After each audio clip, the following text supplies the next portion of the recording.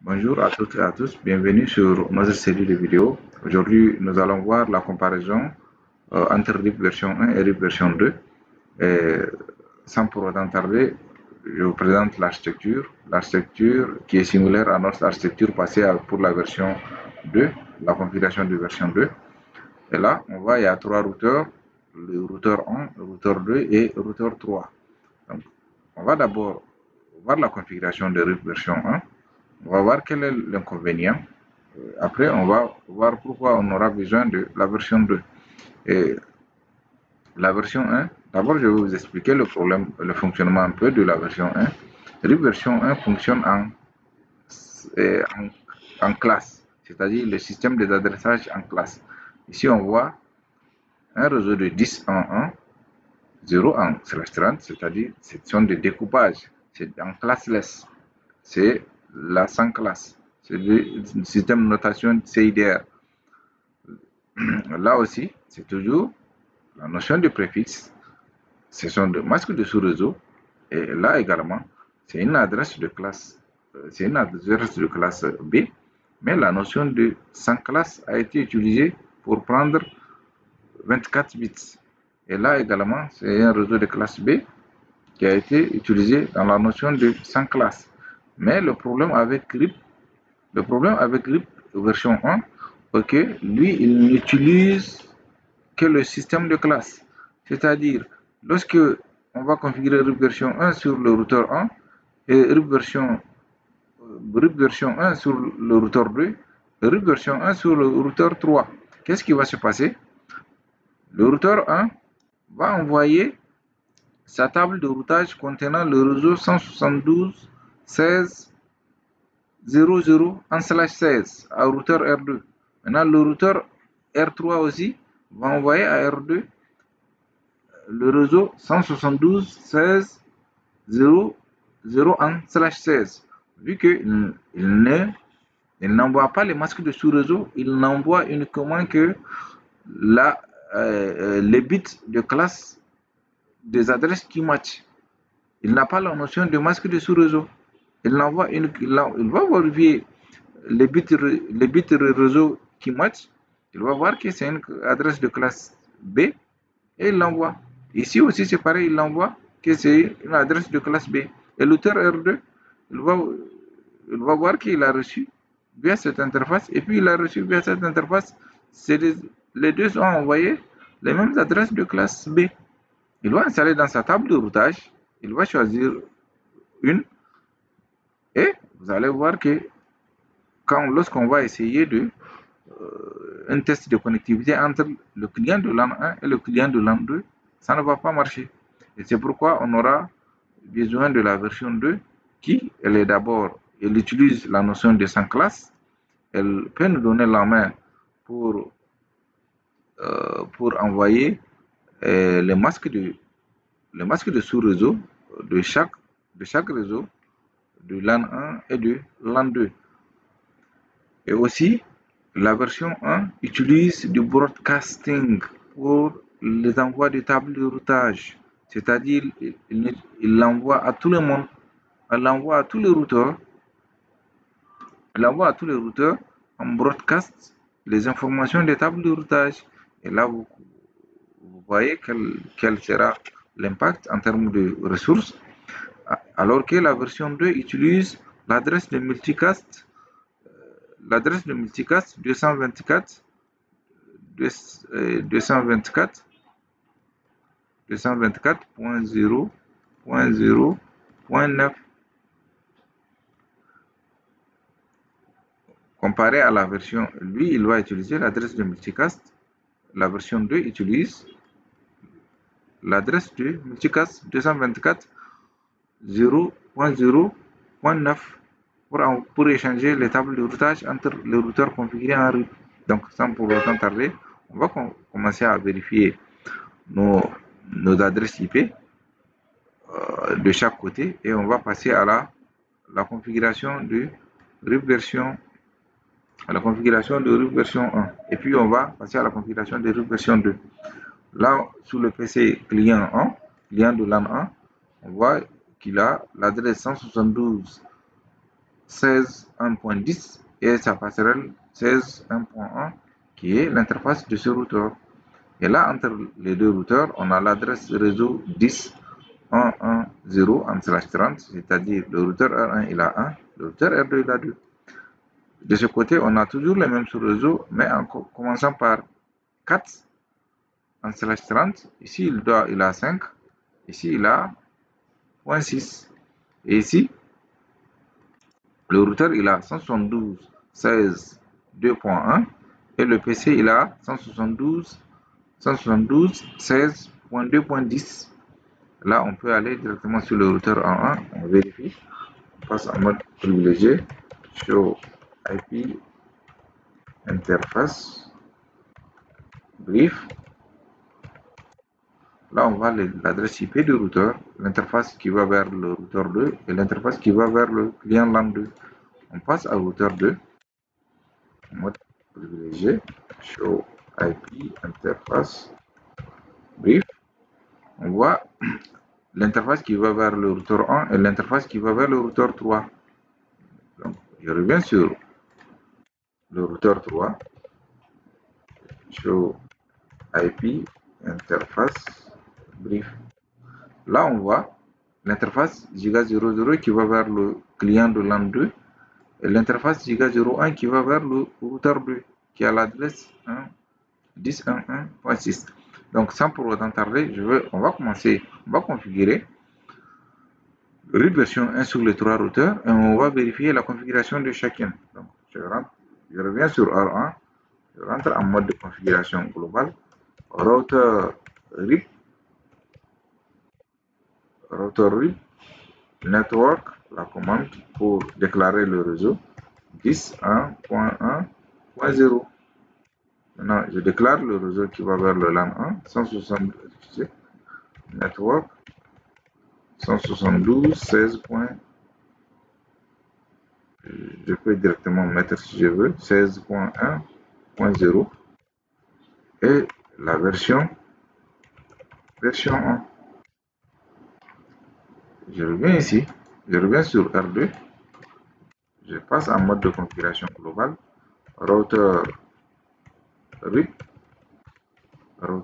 network 10.1.1.0.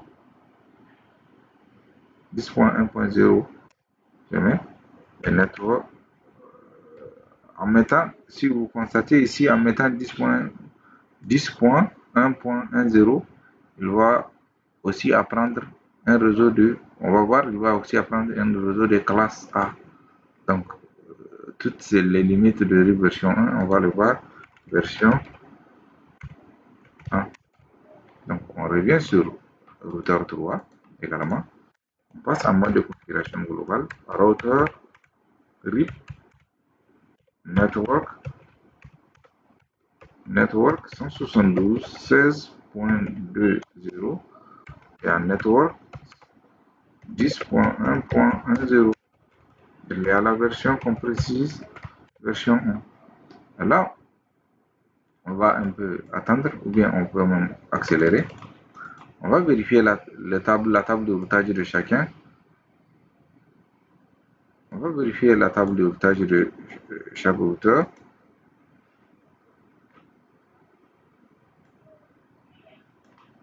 Donc, on quitte. Show IP. D'abord, on va vérifier la configuration du protocole. Show IP avec la commande show IP protocole. On voit, regardez ici, on voit les interfaces qui ont été activées en RIP et le réseau. Regardez le réseau. Il a pris le 10.0.0 comme quoi? Comme une adresse de classe. Comme une adresse de classe A. Et ici, on voit un réseau de 572.16.0.0. Il considère qu'il ne match que le bit le premier bit qui match avec la classe B. Là, on revient sur R2. On va vérifier. Show IP protocol. On va voir, regardez ici, là il match avec les adresses de 172.10.0.0 et puis les ces deux voisins avec les distances administratives. Là on peut vérifier, on va vérifier notre table de routage. Regardez sur notre table de routage, ça ce sont les réseaux directement connectés. Regardez le réseau parent des deux interfaces connectées qui sont connectées directement de R2. Il y a 10.0.0 en /8 et puis en slash, comme ils sont directement connectés, il n'y a pas de problème. Regardez ici sur la route apprise par le protocole RIP via le routeur 1 et via le routeur 3. Regardez ici, il a appris ce réseau via le routeur 1, il a appris ce réseau via le routeur 3. Mais il n'a pas installé, il ne peut pas différencier le réseau 172.16.1.0 du LAN 1 et 2.0 du LAN 2.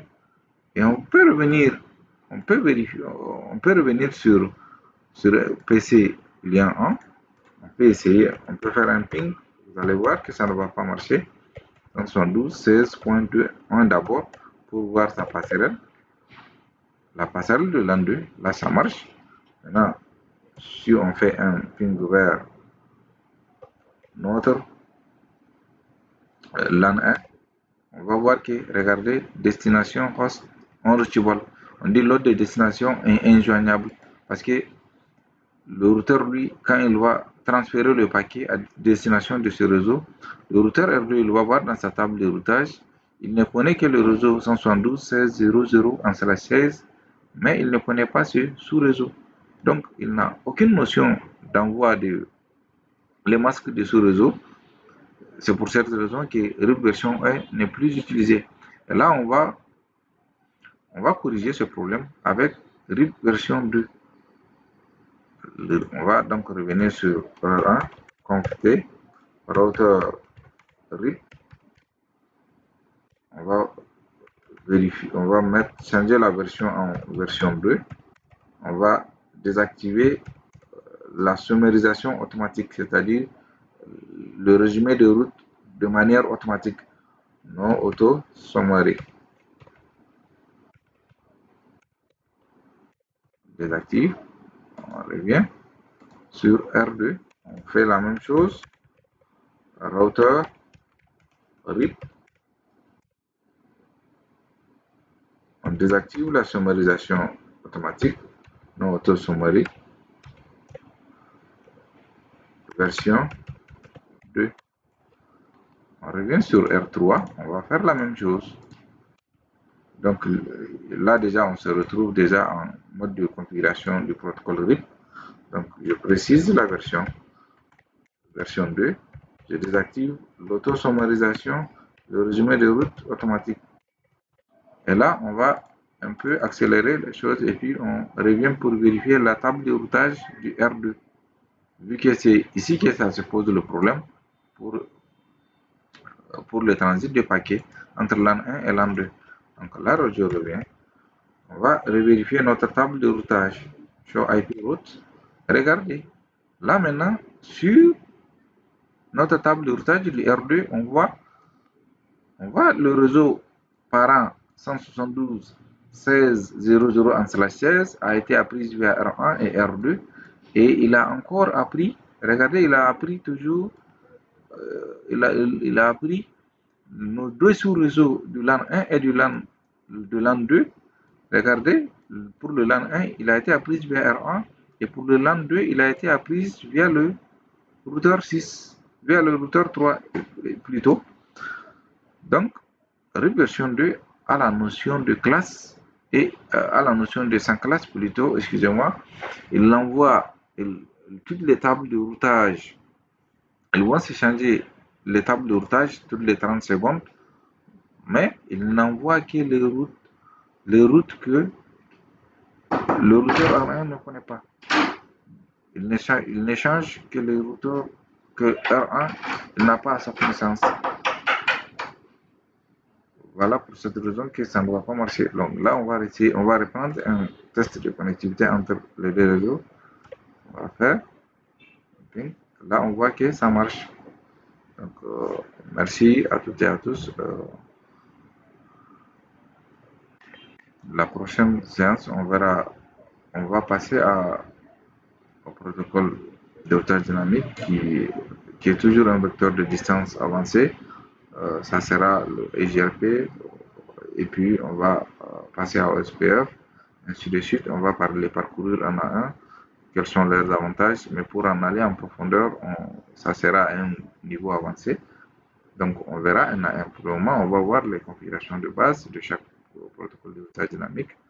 On va avancer à petit feu. Merci d'être là et merci de vous abonner et de liker, partager, commenter. Vos commentaires sont les bienvenus et merci beaucoup à tous.